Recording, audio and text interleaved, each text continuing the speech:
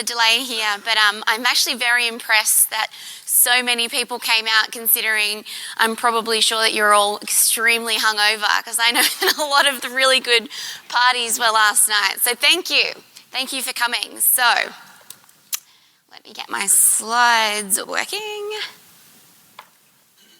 So I'm here to talk about limitless creativity, so how we can use AI to start overcoming the limitations of our current creative capabilities. So my name's Jenna Niven and I'm from RGA New York. I'm just going to go straight into it and talk about the impact of technology over time. But firstly, I just wanted to give everyone a bit of context about who I am and how I became so obsessed with artificial intelligence. So long story short, basically it started when I was at university doing a Bachelor of Arts degree, and they had an option to do an engineering unit. And that was me. So finished university, went out and got a job as a software engineer. And turns out I was actually a really shit engineer. So I went back to design, and essentially the rest is history. But those 4 years were so incredibly important because I learnt PHP, HTML, CSS, JavaScript, AS2, AS3, all of those sorts of technologies that really haven't changed since. And it's really that understanding of how technology works has allowed me to really push the boundaries of my creativity. And then in comes AI, and it's a very similar situation. So understanding the way that the technology works has allowed me to literally create products and services that have not been humanly possible before. And that's what got me thinking, right? Every time we've invented a new technology, it's enabled us to do things that weren't humanly possible before. You know, humans are obsessed with trying to overcome their limitations. And we can just see that over time, right? You know, when we sort of enlisted the help of animal power to overcome the limitations of human muscle. And then we had the steam engine because we wanted to overcome the limitations of animal power. And then even the internet, right, is extending our ability to exchange information. And AI is exactly the same. You know, it's allowing us to extend the limitations of our mind and hence our creativity.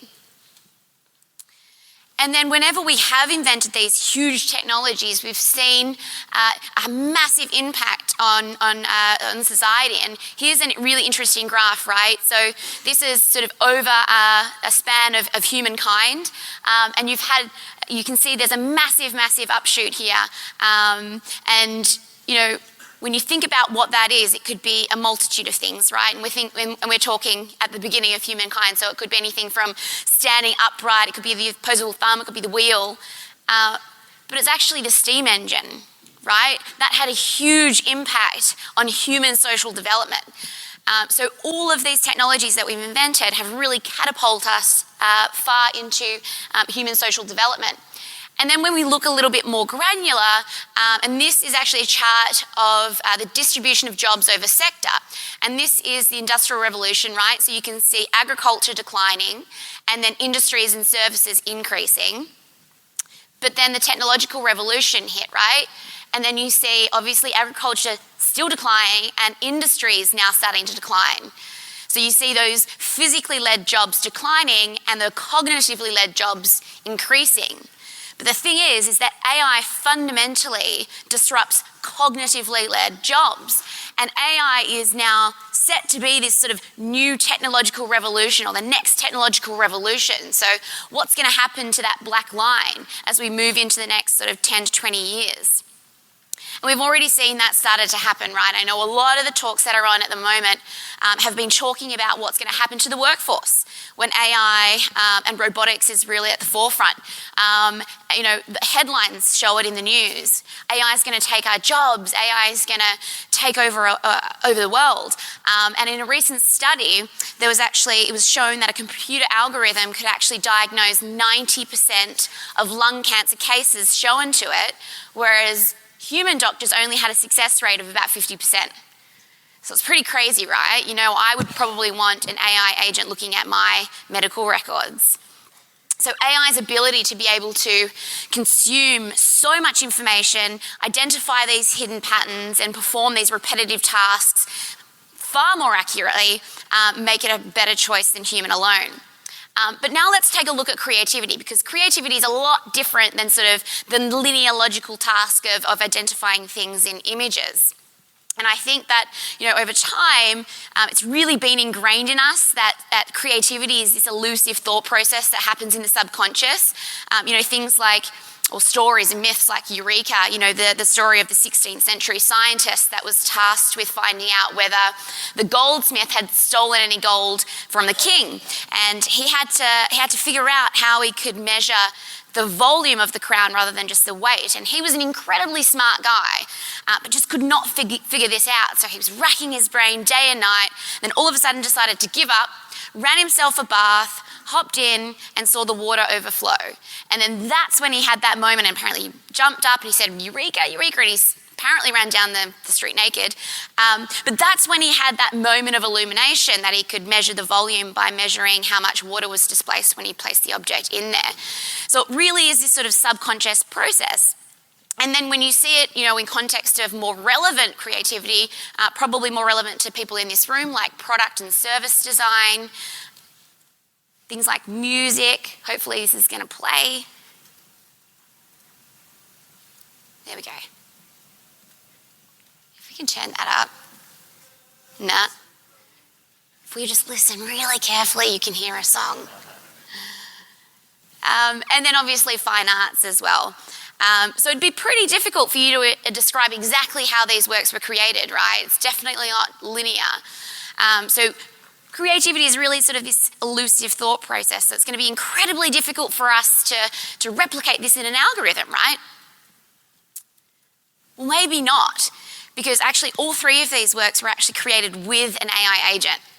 So we've got the Under Armour shoes there, we've got that Rembrandt painting on the right, and actually you couldn't hear it, but that amazing music was a part of an album that was completely created with an AI agent. So the idea that humans kind of have this unique ability beyond the reach of machines is just not the case anymore. And the creative industry is definitely not immune to AI disruption. So how can AI agents actually create these creative artifacts? How can an AI agent be creative? I'm going to talk about a little thing called deep learning, if I can get to the next slide. Deep learning. So you've probably all heard of deep learning. I'm going to try and explain it in the most simple way possible in context of image recognition. So a deep learning algorithm essentially is made up of multiple layers. And we start at the base of the layer here, and we feed it, say, an image of a car.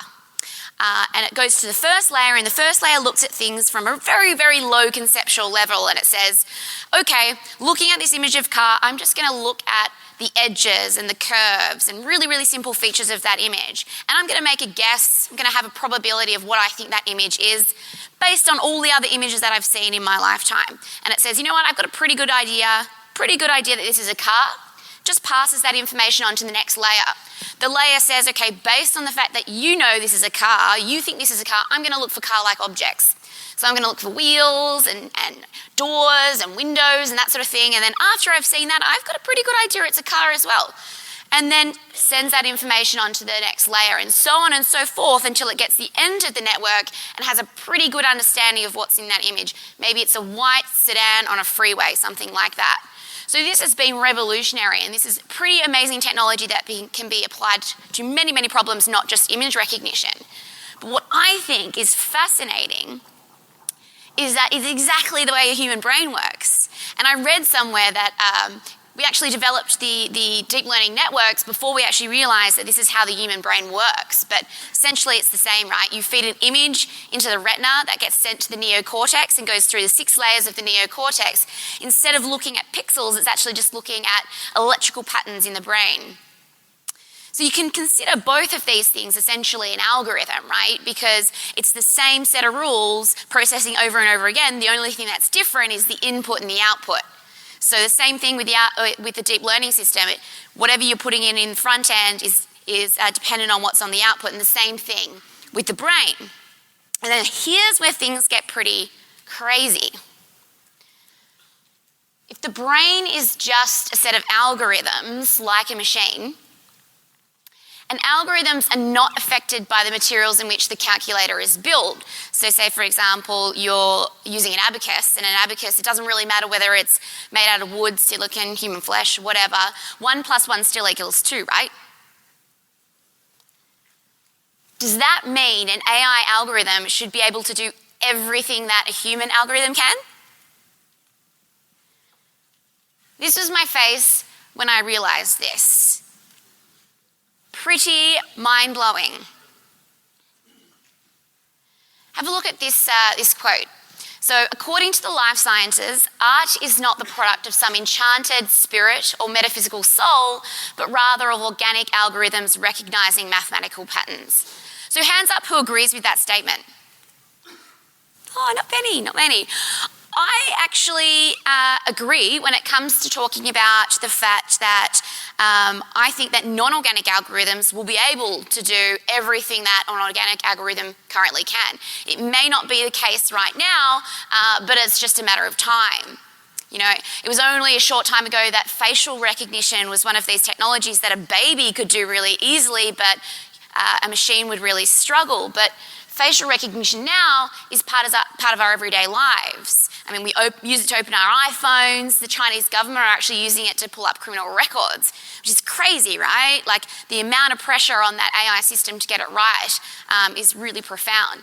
So today, facial recognition algorithms are able to identify people far more effectively and efficiently than a human alone.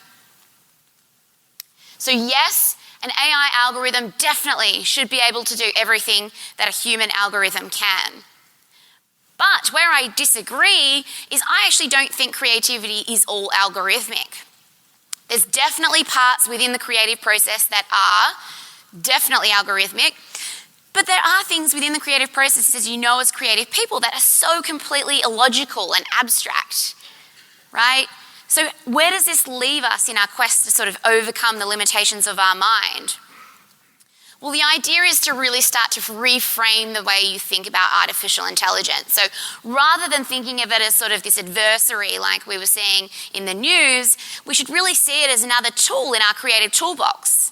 So just like we invented software to overcome the limitations of us having to design by hand, AI is really here to help us overcome the limitations of our current creative capabilities. So creative human plus artificial intelligence equals this idea of limitless creativity. And that's all well and good, right? But how does that actually work? How do we actually partner with AI as creatives? So what I'm going to do is I'm actually going to break down the creative process from the perspective of an algorithm. And we're going to look at the organic algorithm, which is the human brain, against non-organic algorithms, which is essentially AI. So I'm going to look at 3 phases, so the preparation, incubation, and illumination phase. So let's start with preparation. So this is essentially that stage of information gathering, right? It's the stage where we really become masters of our craft and we start to build that knowledge base. However, our knowledge base is only really limited to our worldview. So we've seen the impact of this wide breadth of knowledge on creativity when we look back at how Homo sapiens have exponentially evolved as our interaction and communication with each other increased. So if we look at hunters and gatherers, right, so they were living in very dispersed little bands and they were very disconnected from each other. So they had a very, very limited worldview, and hence their creativity was very, very limited. I mean, they developed these stone tools, but they lived with them for 1.6 million years. That's crazy, right? Imagine not having any innovation for 1.6 million years. I can't even comprehend that, right? And then we had a massive leap forward when we domesticated animals and we could kind of live in these tiny little networks, and we developed these dense local knowledge bases, right? And then that's when we had innovations like the wheel and the plow. And then we moved explorers from connecting countries and continents, and that flow of information obviously increased as well. And then we hit the Industrial Revolution and then the Information Age, and you get the point, right? So connectedness really equals the wide range of knowledge needed for creativity. But, as much as humans have made significant progress over the last 70,000 years, this is pretty much a non-organic algorithms playing ground. Apart from the fact that machines are just essentially in a network exchanging information, that's why they were built. Thanks to connected devices, we're going to have 44 zettabytes of data in the universe, and I think that number probably changes every day. So, this is a non-organic algorithms playing ground. An AI system can ingest millions and millions of documents and data, much more than a human can in its lifetime. So let's have a look at an example of how a company is actually using an AI knowledge base to amplify their creativity. And I'm going to talk about Stitch Fix.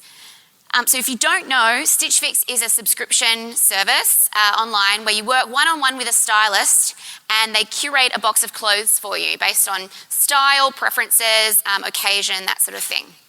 So they have around 1,000 stylists, but they've done millions of fixes. Now, they haven't released the number, but they've done millions of fixes.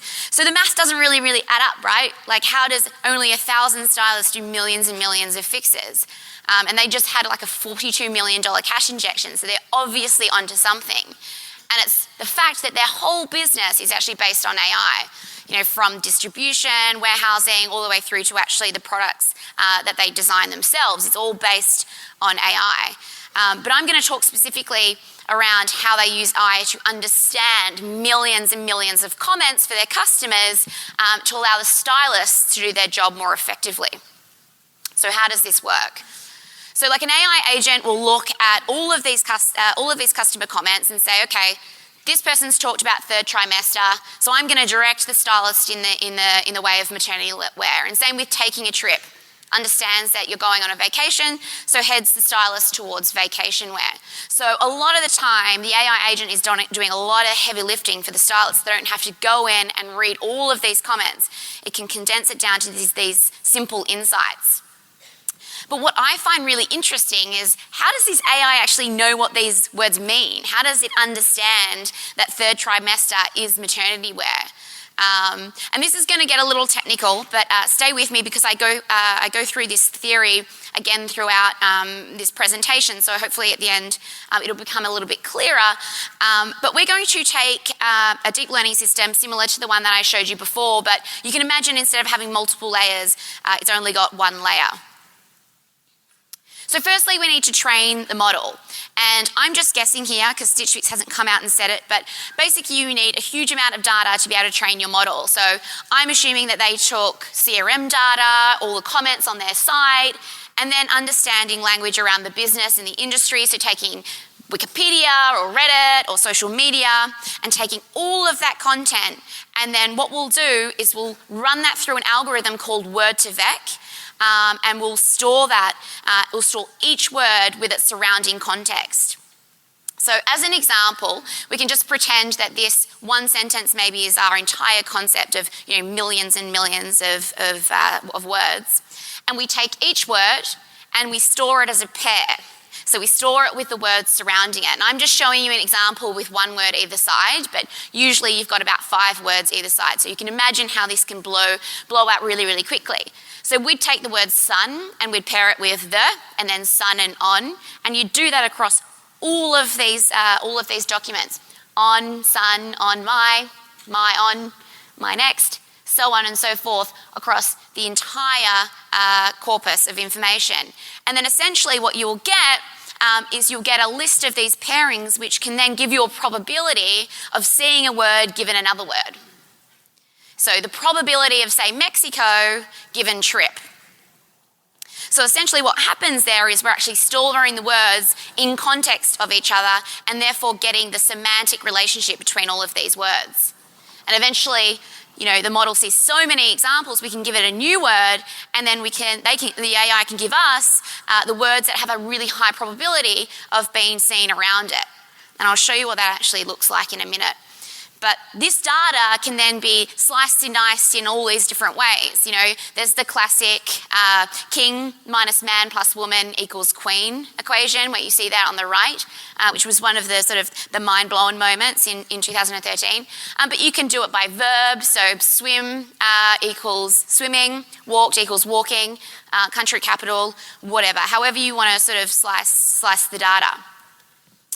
So Word2Vec can actually hold up to 100 billion words, which is pretty crazy. So you can imagine that Stitch Fix's knowledge base in general is huge. It's huge. This example was on a blog post by Chris Moody, who's one of the data scientists at Stitch Fix, and I suggest everyone Google him and check out all of his work, because he explains this in a really simple way. But this is just, say, one particular component of that huge knowledge base. So it's an example of how we've zoomed into one word, say vacation, and we're having a look at all of these other words that appear around it because they're semantically related. And you can see down the bottom already that it's gone a little bit a more granular level, and it's managed to have subcategories within there. So it knows if we're talking about vacation, you might be talking about destination, season, holiday, honeymooning, wedding, month, that sort of thing. And if I hit play, you'll see up here, as I scroll over the bubbles, the word appears. And what's really crazy is that we didn't teach this algorithm the meaning of any of these words. It just understands them because it was plotted semantically, so plotted in context of all the other words. So we're in wedding, honeymoon, resorts, that sort of thing. Month is pretty obvious, March, Feb, May.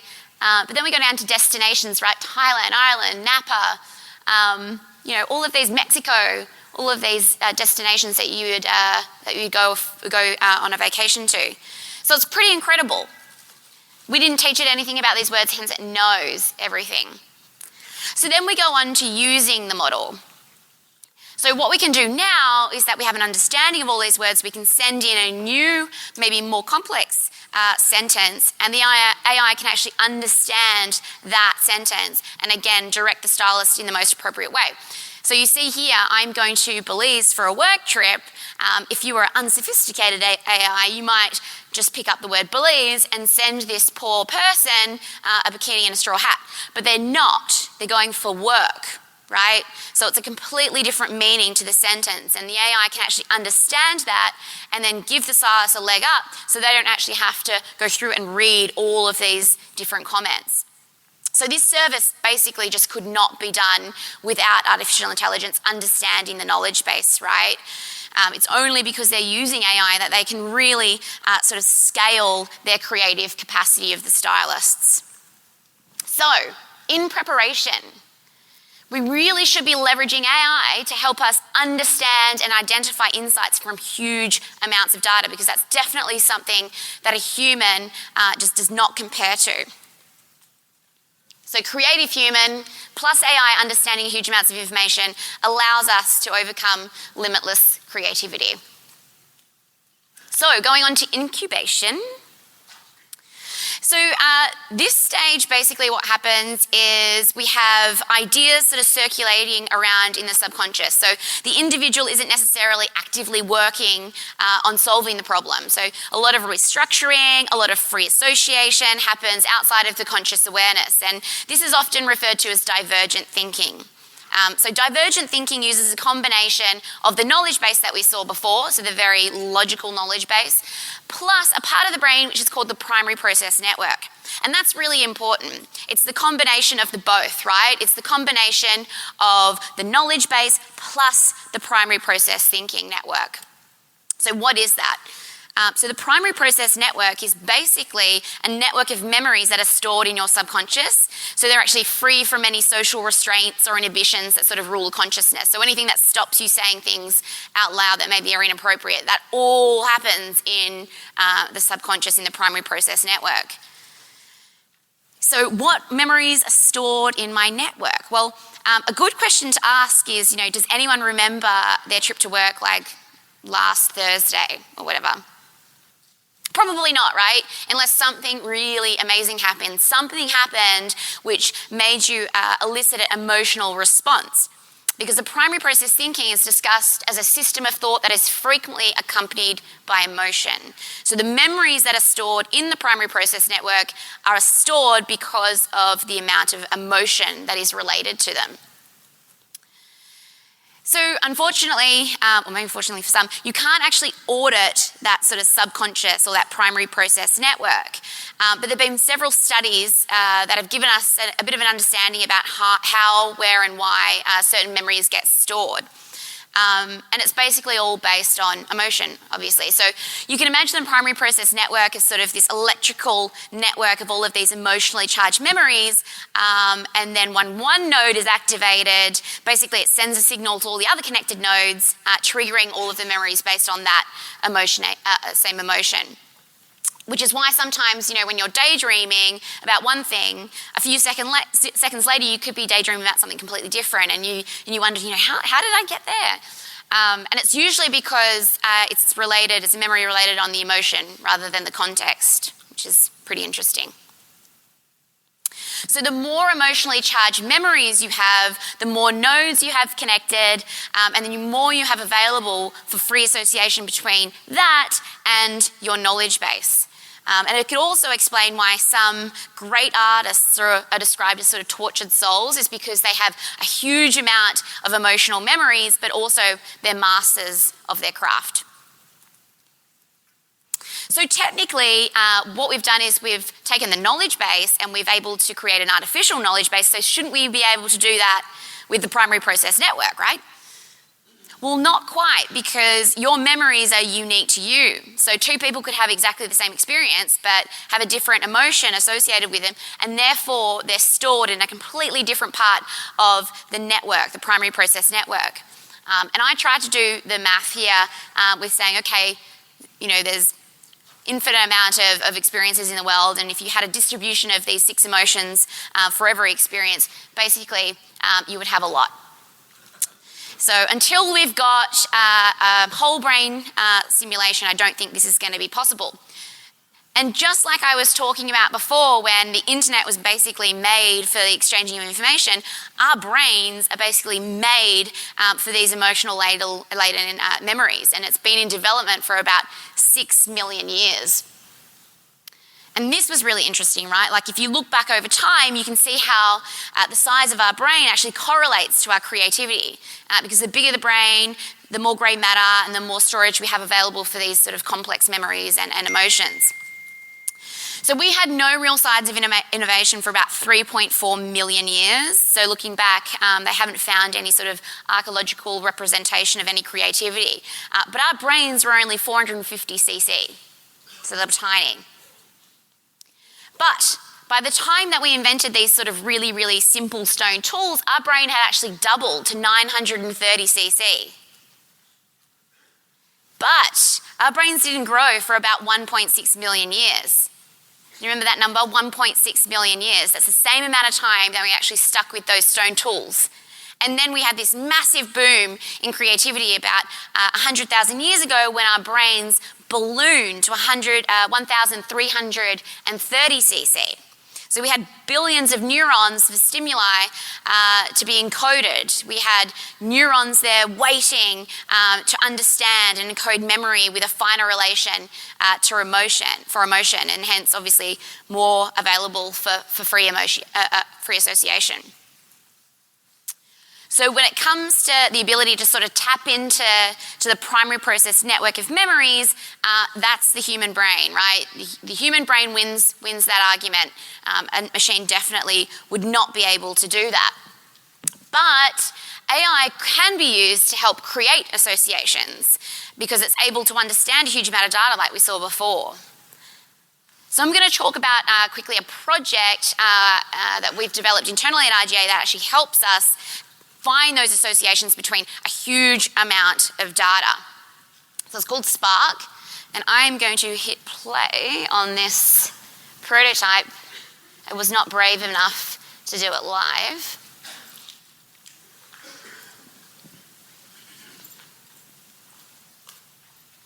So you can imagine here you're reading an article. It could be anything, and this one is a Fast Company article on a startup, a little travel startup. And for example, you might be really interested in this particular topic, so you hit your share tray and you launch the Spark app. And then what happens here is the AI agent is actually reading the article. So you can see all of these topics are actually extracted from that article. And then we land on the top topic, and then we try and find a topic that is completely seemingly unrelated from that one topic. So travel and vacations, and in this case we've picked workplace and environment. So two really, really unrelated topics, and then we've hit build insight. And basically what happens is we get a summarization, so an insight generated from the intersection of those two topics, and it returns an article as well. And the article in this case is called The Digital Nomad Life, Combining Work and Travel. That's pretty cool, right? Because you would never have been able to go and trawl the internet and find an article at the intersection of those two seemingly unrelated topics. And it's not just sort of you typing in Google all of these words and returning an article, and I'll explain why. So how did we do this? Well, we have to train the model the same way we looked at with Stitch Fix. And so instead of taking a huge body of words, what we actually did is take a huge body of articles. So we took 10,000 articles and did the same thing we did with the Stitch Fix, where we semantically plotted these, so they were related in context, but it was article related rather than word related. So essentially we got a cluster of all of these articles. Then what we needed to do is we needed to build the vocabulary. So we did this the same way, again, that Stitch Fix did. So we built another cluster.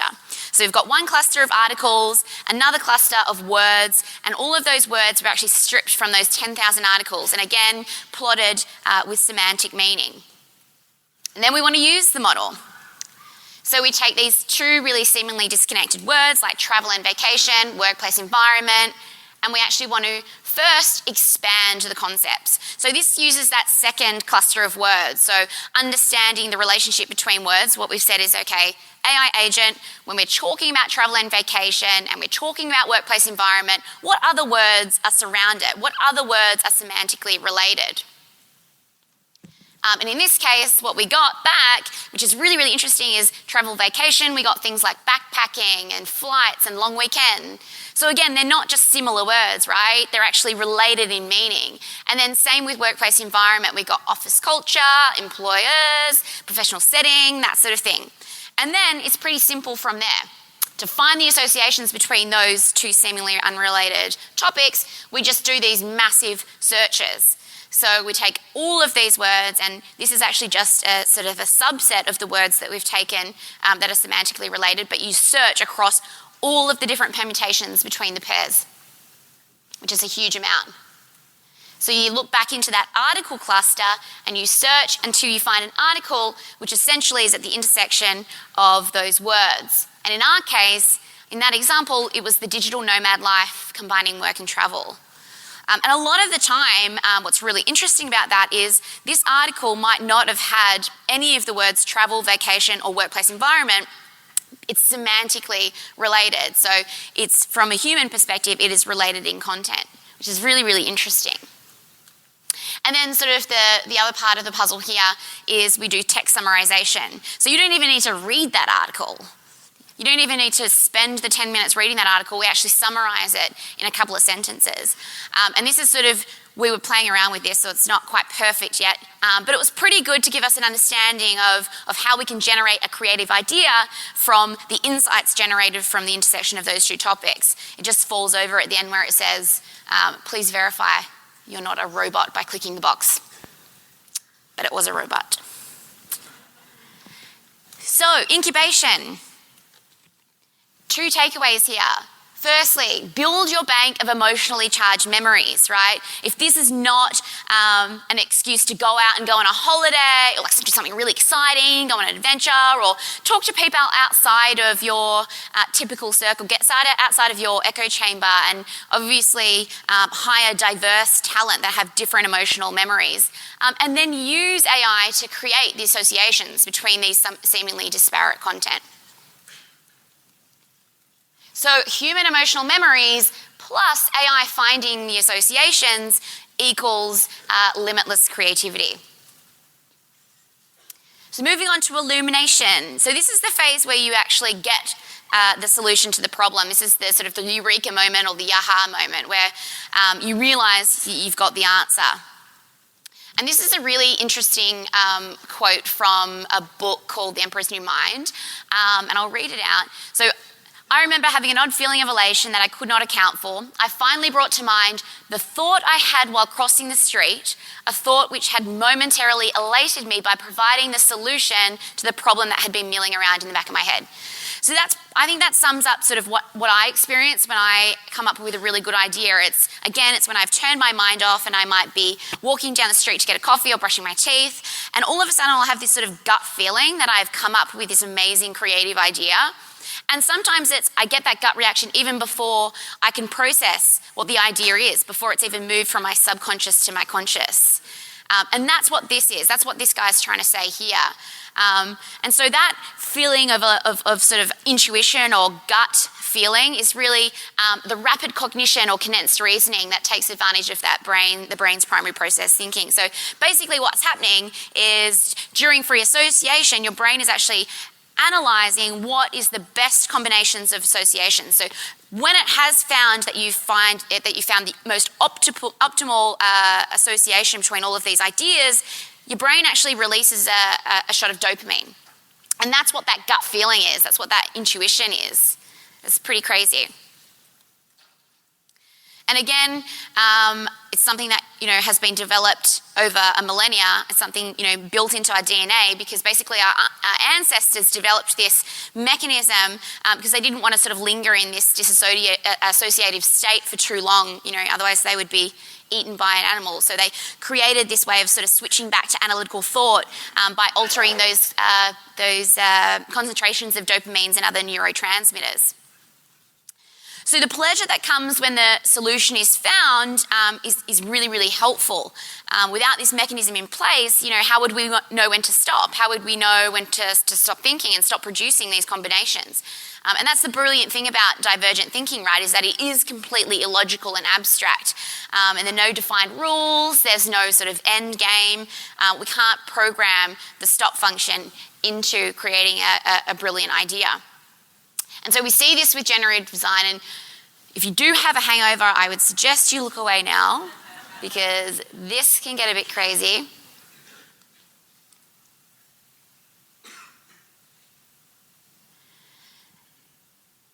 So you've probably all seen this at some point, but this is Google Deep Dream, and this is an algorithm that basically is infinite. And it's based on the Mandelbrot set, which is a mathematical equation that essentially is infinite. But this thing, when it loads,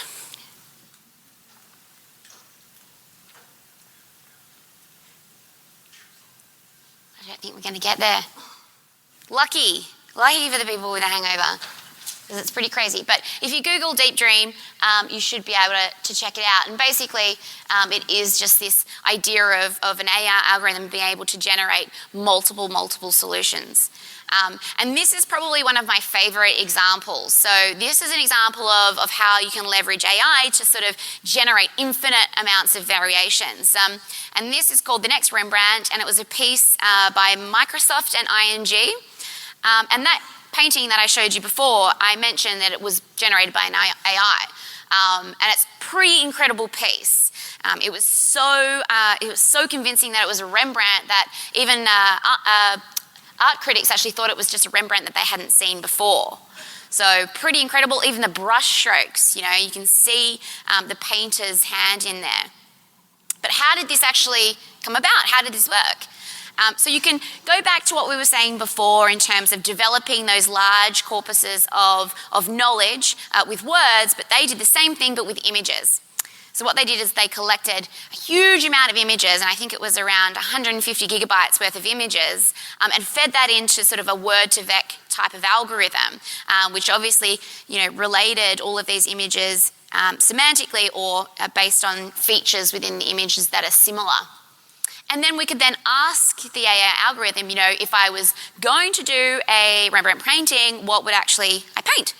It would come back with, it's a portrait, Caucasian, male, facial hair, 30 to 40 years old, dark clothing, collar, wearing a hat, facing to the right, that sort of thing. So, but that's not good enough, because you can't just take bits and pieces from all of these established works and then chop them together and come up with a pretty convincing Rembrandt painting. So what they had to do is do the same thing, but across all of the features in the painting. So across the ears and the nose and the mouth, and they just continually keep reproducing all of these options.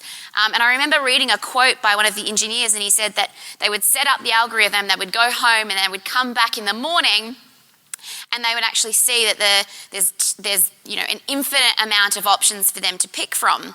And then obviously with the 3D mapping as well, coming up with the right map for the 3D printer, because this was printed on a 3D printer to get those sort of the brush strokes.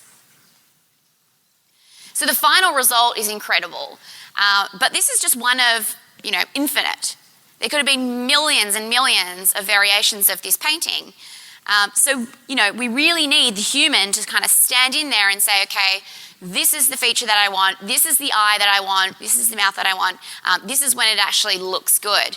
And the creative director on the project from JWT kind of acknowledged that challenge, right? He said it was a struggle because it could have been a perpetual art project. How do you know when to stop?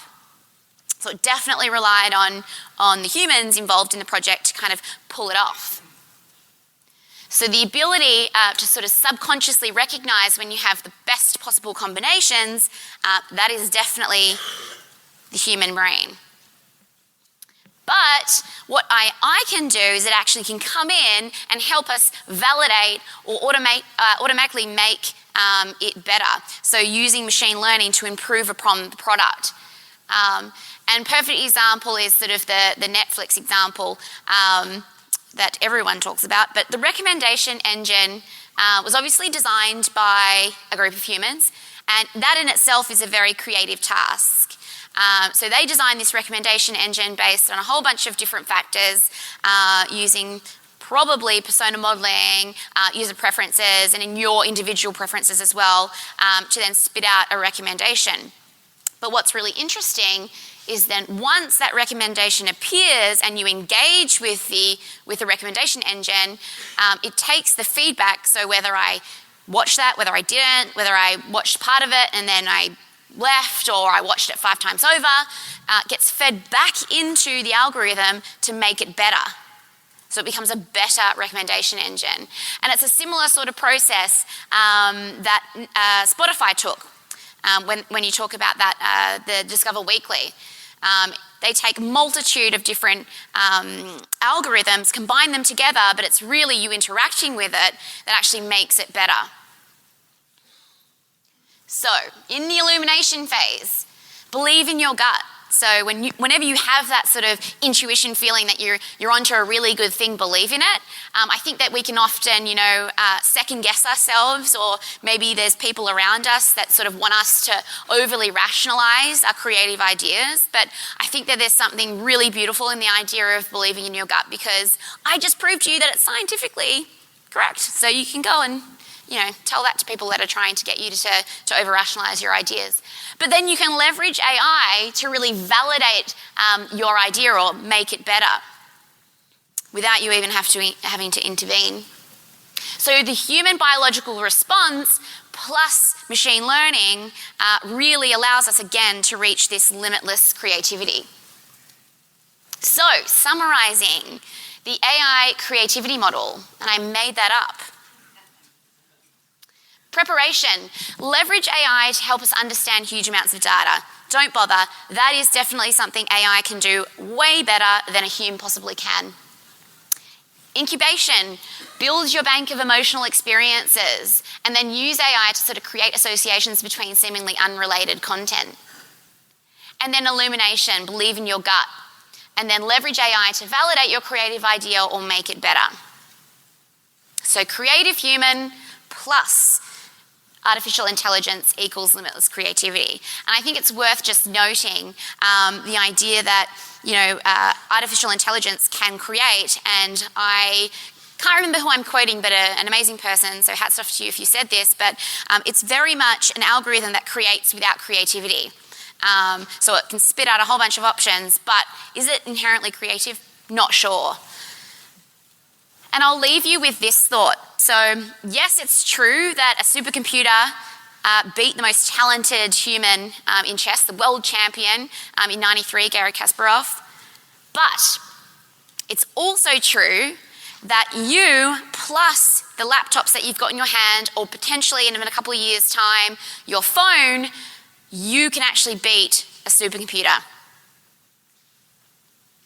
Thank you.